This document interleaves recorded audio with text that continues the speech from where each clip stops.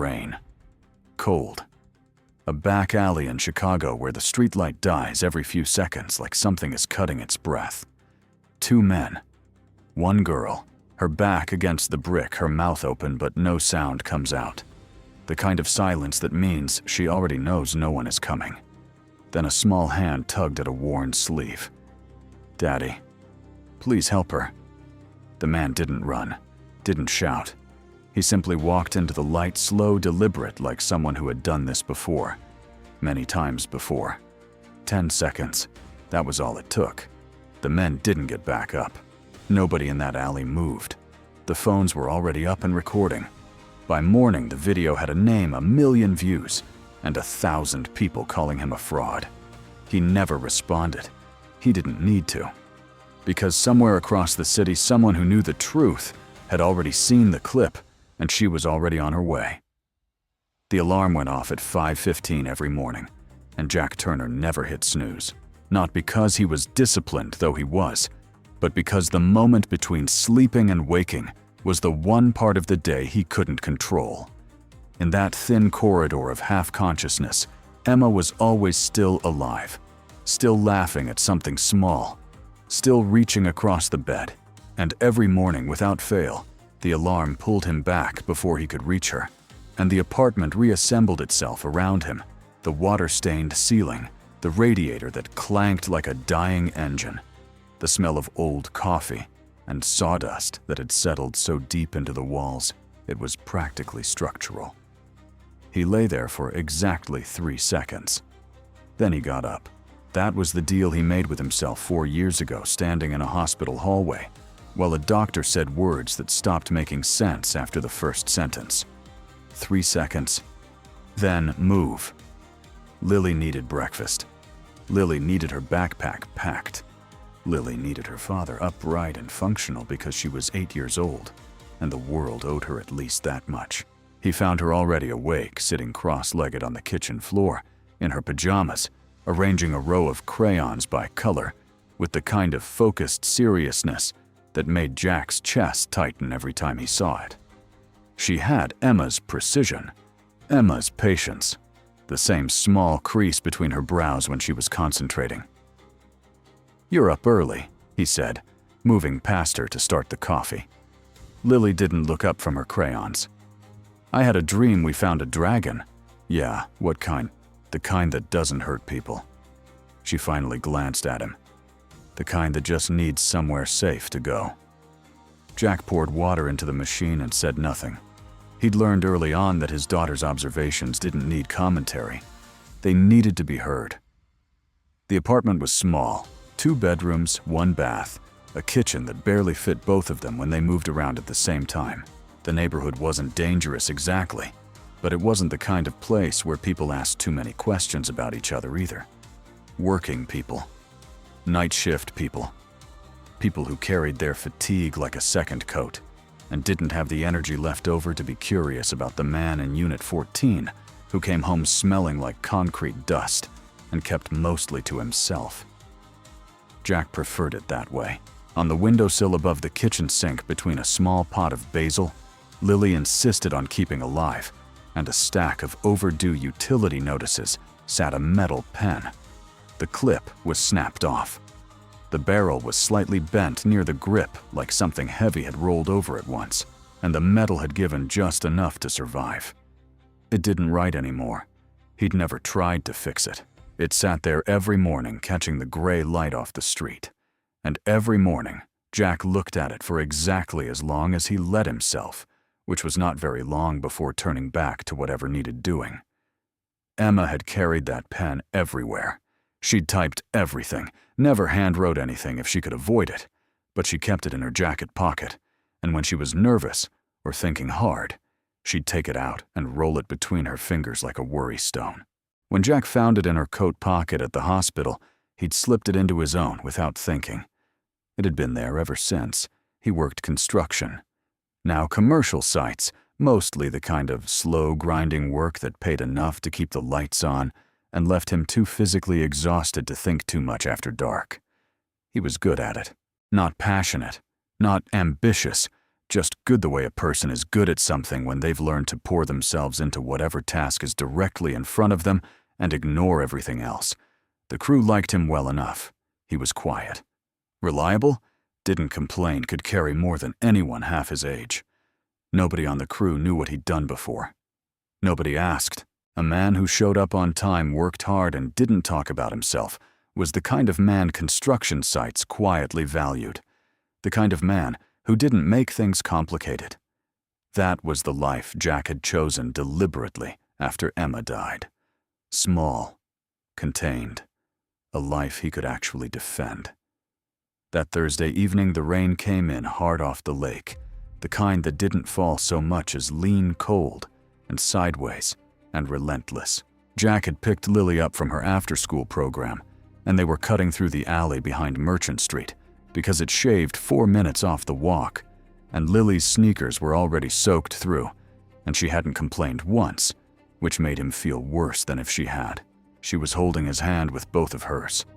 Her small fingers curled around his, like a handle chattering about something that had happened at recess. A boy named Marcus, who could whistle with 2 fingers, and had tried to teach her, but she kept just blowing air. And Jack was listening, actually listening, when he heard it. Not a scream. Something worse than a scream. The sound a person makes when they've decided screaming won't help.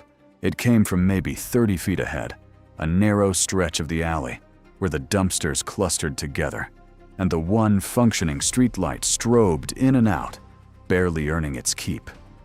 A woman in a dark dress, her back against the brick, both men positioned to cut off any direction she might move. One of them had his hand out, not quite touching her in that particular way, that communicated possession before anything else. Jack stopped walking. Every muscle in his body ran a calculation that was faster and older than conscious thought, logging positions, angles, distances, threat levels. It happened in under a second. It happened the way breathing happened. And then he pushed it back down the way he'd been pushing it down for 4 years.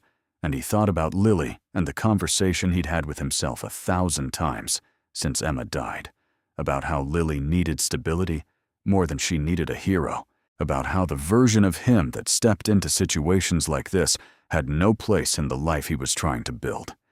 He took 1 step back. Lily's grip tightened on his hand. She wasn't looking at him. She was looking at the woman against the wall. And when she finally spoke, her voice was very quiet. Not frightened, just certain the way children are certain, when they haven't yet learned to talk themselves out of the truth. "Dad," she didn't look up. "We can't just walk away." Jack stood very still. The rain pressed down. Somewhere in his chest, something that had been held in place for 4 years shifted like a weight that had been balanced wrong, finally deciding to fall. She was 8 years old.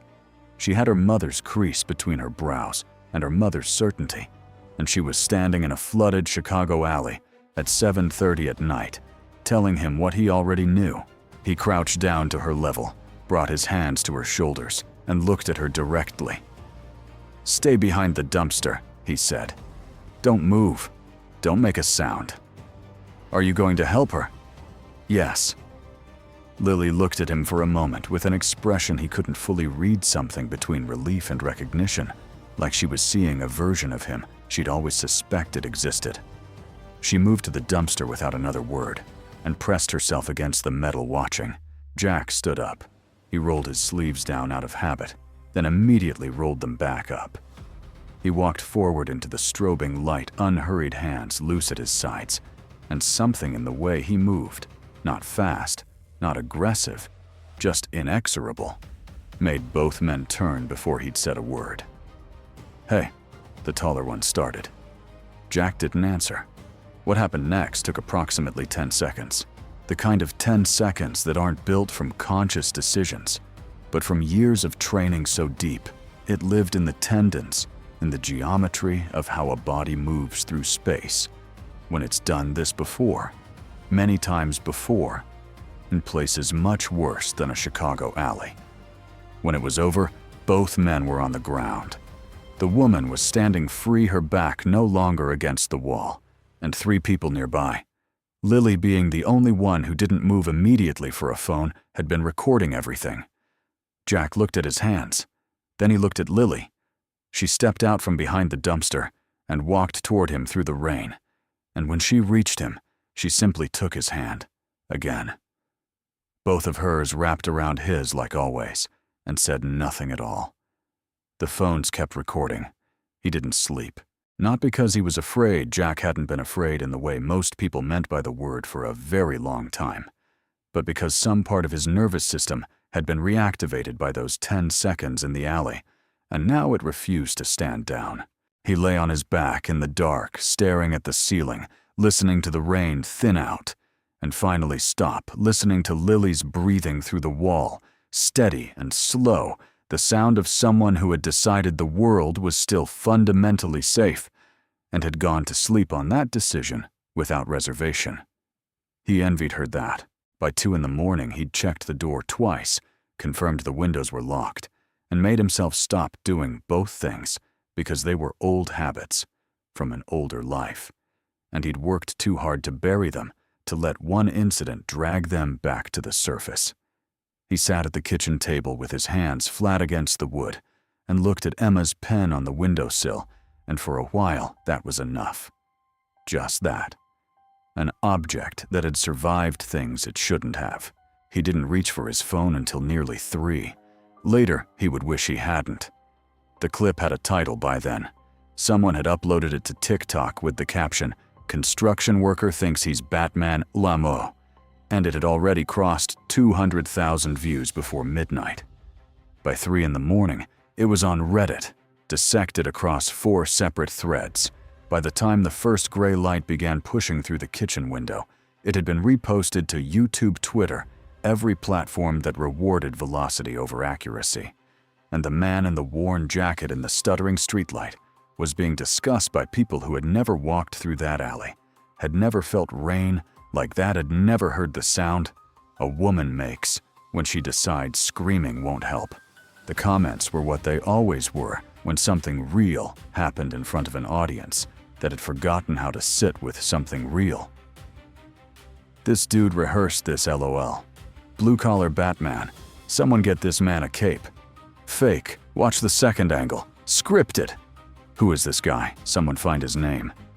That last one had 4,000 replies.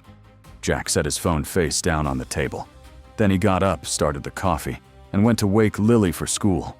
She ate her cereal with the methodical patience that characterized everything she did, working from one side of the bowl to the other, in an orderly progression that made no sense to Jack, but that she had maintained for as long as he could remember. She didn't mention the night before. Neither did he. There was something between them now, not tension, not distance, more like a shared understanding that certain things had shifted, and that neither of them was quite ready to name it yet. When he walked her to the corner where the school bus stopped, she turned around right before she got on and looked at him with that particular expression, the Emma one, the one with the small crease, and said, "You're different today." "I'm the same," Jack said.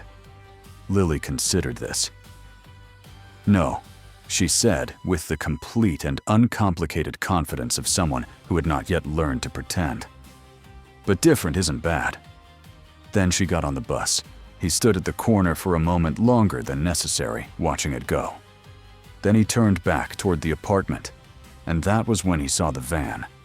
It was parked halfway up on the sidewalk across the street, white, the logo of a local news station printed on the side, a man in the passenger seat with a camera resting on the open window frame. The camera was pointed at Jack. The little red light was on. He didn't run. Running would have been the worst thing. He walked back to the apartment at his normal pace, let himself in, locked the door, and stood in the hallway with his back against the wall, the old geometry of cover and distance reasserting itself in his body, whether he invited it or not. His phone had 37 missed calls. He recognized none of the numbers. There were messages from his crew foreman, Dave Riley, short, uncomfortable texts asking if Jack was okay, saying the guys at the site had seen the video, saying, maybe it was better if Jack took the day. There were messages from numbers with no names attached that said things like, "We just need 5 minutes and your side of the story. And have you considered what this could mean for you?" Jack considered what it could mean for him. He thought about Lily on that school bus, riding toward a day she didn't yet know had changed shape around her. He thought about the crew at the site, men who had known him for 2 years, without knowing him at all, now watching a video of his hands doing things that hands learned in rooms most people never entered. He thought about the small apartment, the early alarms, the quiet routine, the metal pen catching gray morning light, and how a 10-second clip had dissolved all of it as efficiently as anything he'd ever seen. He thought, "I should have walked away." And immediately, without drama, "No, I shouldn't have." He sat with both thoughts simultaneously and let them coexist the way he'd learned to let uncomfortable things coexist, because trying to resolve them prematurely was how people made bad decisions. Then his phone rang with a number he didn't recognize, and something in the prefix, a downtown exchange. A specific set of digits made him answer without knowing why. The voice on the other end was controlled in the way that things are controlled when significant effort has been applied to make them so. "Mr. Turner." It was a woman. Not young, not old, somewhere in the register of someone accustomed to being listened to. "My name is Victoria Hayes. I believe we should speak in person. I'll be at your building in 20 minutes. The name landed like a stone into still water, and the ripples moved through him in directions he hadn't expected. Victoria Hayes. The name was 4 years older in his memory than it was in the world. 4 years quieter filed away in the part of him that he'd told himself was no longer relevant. "How did you find this address?" he said. "The same way I find everything," she said. "I'm very good at my job." There was no threat in it. That was the thing about Victoria Hayes. There had never been any threat in the way she operated. Just the calm, absolute certainty of someone who moved through the world at a level where most obstacles simply didn't apply. 20 minutes, Jack said, and ended the call. She arrived in 18. The SUV was black, late model, the kind of vehicle that communicated resources without announcing them. The driver stayed behind the wheel. Victoria Hayes stepped out alone, which surprised him less than it might once have. She had never been someone who needed an audience for the things that mattered. Jack had the front door open before she reached it. He'd spent the 18 minutes doing nothing, not tidying, not preparing, just standing in the kitchen, looking at Emma's pen, and waiting because there was nothing left to do about what was coming. And he had learned long ago that the anticipation of impact was always worse than the impact itself. Victoria Hayes was somewhere in her early 40s, composed, dark-suited, the kind of put-together that wasn't vanity, but armor. She looked exactly as he remembered her, which was its own strange thing, because 4 years had not been kind to Jack in ways he was aware of, and she seemed to have simply stepped out of his memory without adjustment. She looked at him for a moment in the doorway without speaking. "Come in," Jack said. She stepped inside, took in the apartment, the way people like her always did. Not with judgment, just inventory. And then her eyes found the pen on the windowsill, and she looked away from it quickly, which told him she knew what it was. "The girl in the alley," Jack said. That was Sophie. It wasn't a question. He'd already known it somewhere in the part of his brain that processed faces below the level of conscious recognition he'd been. In that alley, heart rate elevated, operating on instinct, and he hadn't fully processed what he'd seen.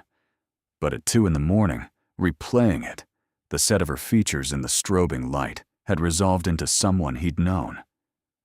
Victoria's jaw tightened, almost imperceptibly. She wasn't supposed to be in that neighborhood. She stopped. Reorganized. She's safe. She's home. She asked me not to tell you how frightened she was, but she was very frightened. Jack nodded. "You didn't have to do what you did," Victoria said. "You have Lily to think about." "Lily is the reason I did it," Jack said. Victoria looked at him for a long moment. Then she set her bag on the kitchen table and sat down without being invited, which was also exactly as he remembered her. "The internet has decided you're a fraud," she said. "I know. They're wrong. I know that too. Jack." She said his name like it cost something. "They're going to find out who you are. It's already happening. My communications team has been monitoring it since 4 this morning. Someone cross-referenced your face with a security conference database from 6 years ago. It's only a matter of time, probably hours, before it surfaces publicly." The kitchen felt smaller than it usually did. Jack looked at the utility notices on the windowsill. The small pot of basil lily insisted on keeping alive the pen. "What are you proposing?" he said. "I'm not proposing anything yet," Victoria said. "I'm telling you what's coming, so you can make a decision before it's made for you." That had always been her method. Not manipulation exactly, more like the careful presentation of true information in a sequence that pointed strongly toward a particular conclusion, while leaving the actual choice, technically, to someone else. Jack had always appreciated the honesty of the mechanism, even when it was being applied to him. "I need to pick up Lily at 3:15, he said. "Then we have time." What happened next happened faster than even Jack had anticipated, which was saying something because he'd spent 20 years professionally anticipating things. Victoria held a press conference at 1 in the afternoon. Jack didn't attend. He watched it on his phone from a bench in Grant Park, 3 miles from the apartment, in a section of the park that wasn't on any of the routes. He usually walked a precaution that felt excessive, even as he took it. She was precise. She was composed. She gave the assembled cameras exactly what they needed, and nothing they didn't. The way a person gives a trained animal a specific command. Not cruelty, just efficiency. She confirmed that her sister, Sophie Hayes, had been attacked in an alley in the West Loop district the previous evening. She confirmed that a man had intervened, and that Sophie was unharmed as a direct result. She confirmed that the man in question was Jack Turner, formerly head of protective operations for Hayes Global, a role he had held for 7 years before his departure 4 years prior, under circumstances she described as personal and that she declined to elaborate on. She said he was the most capable person she had ever employed. She said that what he had done the previous evening was not surprising to anyone who had worked with him. She said that the people calling him a fraud could not have been more wrong, and she said it without raising her voice, which made it more devastating than any volume would have. By 2:15, the comment sections had begun to shift in the particular way that internet comment sections shift, when the ground changes beneath them, slowly at first, then all at once, with the same energy that had fueled the mockery, now redirecting itself toward something that felt like collective guilt processed as celebration. "I literally called him fake. I feel sick." This man gave up everything and went and worked construction to take care of his kid. Actual hero behavior. The way he walked into that alley, he knew exactly what he was doing. Real guardian energy. Someone protect this man. Jack read none of it in the moment. He found out later in pieces the way he found out most things he'd rather not know.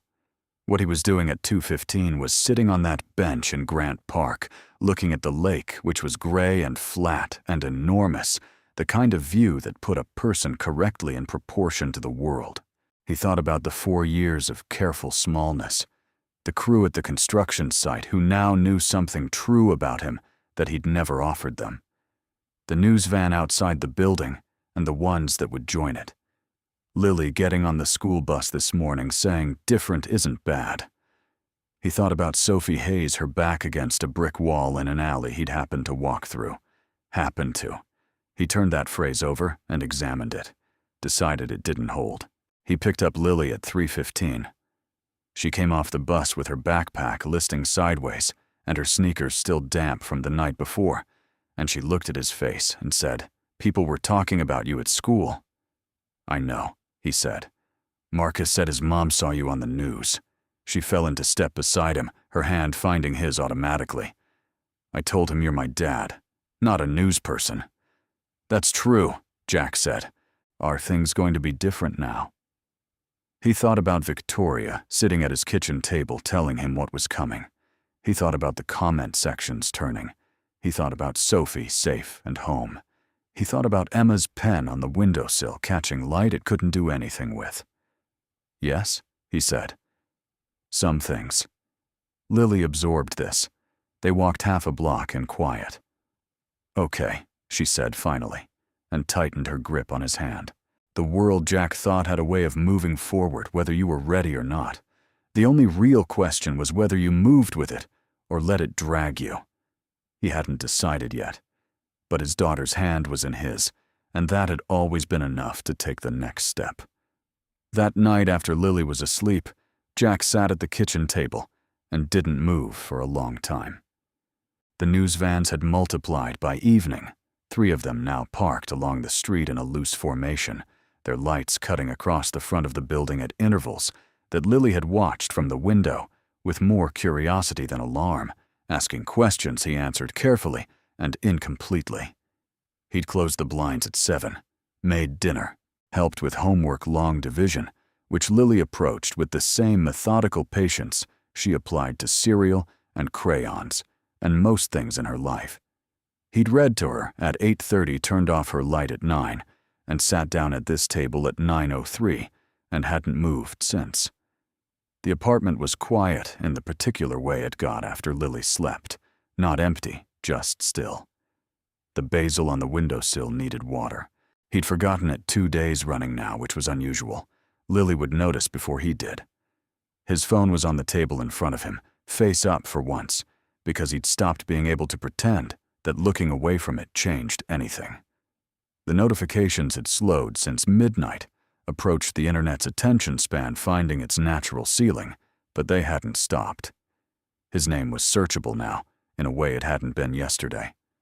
Jack Turner, 43,000 results, where yesterday there had been effectively none. Photos he didn't remember being taken. A LinkedIn profile he hadn't updated in 6 years. His name attached to Hayes Global in articles that were already being written by people who had learned what he did for a living at the same time as the rest of the world. Everything he'd built to stay invisible was simply gone, and he was sitting in its absence, trying to figure out what came next. What he kept returning to, what he couldn't stop thinking about, was Lily's face in the window, watching the news vans with that calm, assessing look. Not frightened, not confused. Just watching the way she watched everything, gathering information before she decided what to do with it. He was still thinking about it when his phone lit up with a number he recognized this time. Sophie Hayes, he answered. Her voice was quieter than he remembered it. She'd been 22 when he first came to work for the family. Bright and a little combative, always testing the edges of whatever room she was in. The woman on the phone now was 29. And that version had the same quality underneath, but overlaid with something more careful, the way a person sounds, when they've recently been reminded that the world doesn't actually bend to accommodate them. "I wasn't going to call," she said. "Victoria told me to let the press conference be enough. She said you'd find it easier if it stayed formal." A short breath. "I don't think she's right." "She usually is," Jack said. "Not about everything." Sophie was quiet for a moment. "I knew it was you, in the alley. I recognized your hands first, which is a strange thing to say, but I was very scared, and I wasn't looking at faces." Her voice stayed level through this carefully. "I knew you'd be angry at me for being there. I wasn't angry. You had every right to be. I was careless. I took a route I shouldn't have, and She stopped, restarted. "I was very frightened, Jack. And then I wasn't because you were there. And I want you to know that I understand what it cost you to step out of that alley. I know what you built," Victoria told me. A beat. "She tells me most things eventually." Jack looked at Emma's pen on the windowsill. "You don't owe me anything," he said. "That's not why I called." Her voice was firm now, more like the version he remembered. "I called because I needed you to hear from me directly, not from a press conference, not from Victoria's very efficient PR operation that you matter. What you did matters, And whatever you decide to do next, you should know that." He didn't say anything for a long moment. "Thank you, Sophie," he said finally. "I'm glad you're home." After he ended the call, he sat for another full minute without moving. Then he got up, filled a glass of water, and poured it carefully into the basil plant. Stood there, watching it absorb. He was still standing there when he heard Lily's door open. She appeared in the kitchen doorway in her pajamas, her hair pressed flat on one side from the pillow blinking in the light. She looked at him. He looked at her. Neither of them said anything for a moment. "Bad dream," he said. "No."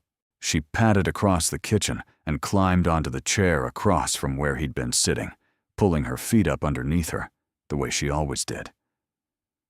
"I was thinking." "About what?" She considered how to say it. This was another Emma quality. She never rushed to fill silence with the first available words. She waited until she had the right ones. "At school today," Lily said, "Marcus told me his mom cried watching the video of you, and then a girl named Cora said, her dad said, you were showing off." She tilted her head slightly. "But I think Cora's dad just doesn't understand." "Understand? What?"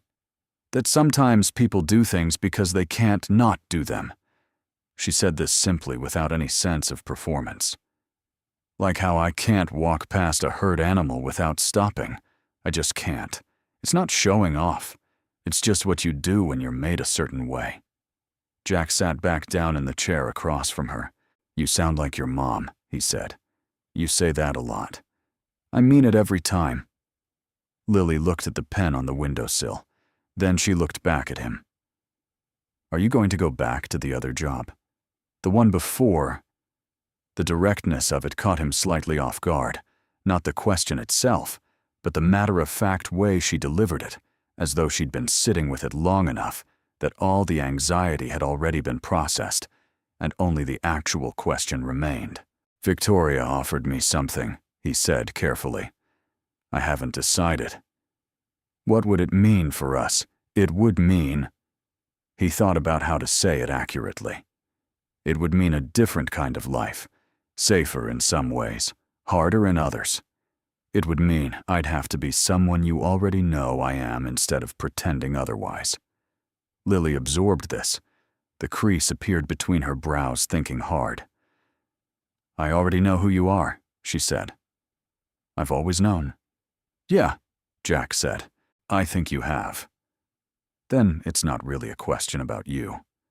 She looked at him with a patience that had no business existing in an 8-year-old face. "It's a question about whether you're going to stop being afraid." The kitchen held that for a moment. Jack looked at his daughter, her flat hair and her bare feet, and her Emma eyes, and her complete unperformed certainty, and felt something release in his chest that had been held so long he'd forgotten it was tension. Not all at once, just enough. "You should be asleep," he said. "I know." She unfolded herself from the chair and crossed around the table and hugged him in the way she did fiercely and briefly, her arms around his neck and her chin on his shoulder.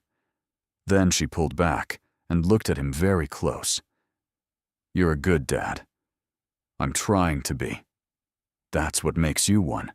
She kissed him on the cheek, a quick, decisive gesture entirely her own, and padded back to her room, and her door made its small, familiar sound, closing behind her. He called Victoria at 7 the next morning. She answered on the second ring, which told him she'd been waiting, which was very Victoria Hayes. "I have conditions," Jack said. "I assumed you would." "Lily's school doesn't change. Her schedule doesn't change. If there's ever a conflict between her needs and operational requirements, she comes first," Victoria said, without discussion. "And I'm not a title. I'm not a press release. What I do and how I do it stays out of public channels." "Agreed." There was something in her voice, not quite warmth, but the closest thing to it that her register allowed. "Are there more conditions?" "1." He looked at the pen on the windowsill, at the bent barrel, the snapped clip, the way it sat there in the morning light doing nothing except existing. "I want a desk in whatever office you give me. I'm going to put something on it." There was the briefest beat on Victoria's end. "Then, I'll make sure there's a desk." He ended the call, crossed the kitchen, picked up the pen, felt the familiar weight of it settle into his palm, the bent barrel the place where the clip used to be. He turned it once between his fingers, the way Emma used to, and then slipped it into his jacket pocket. Emma had not been a woman who kept things that didn't work. She was practical, unsentimental about objects, believed that clutter was just postponed decisions.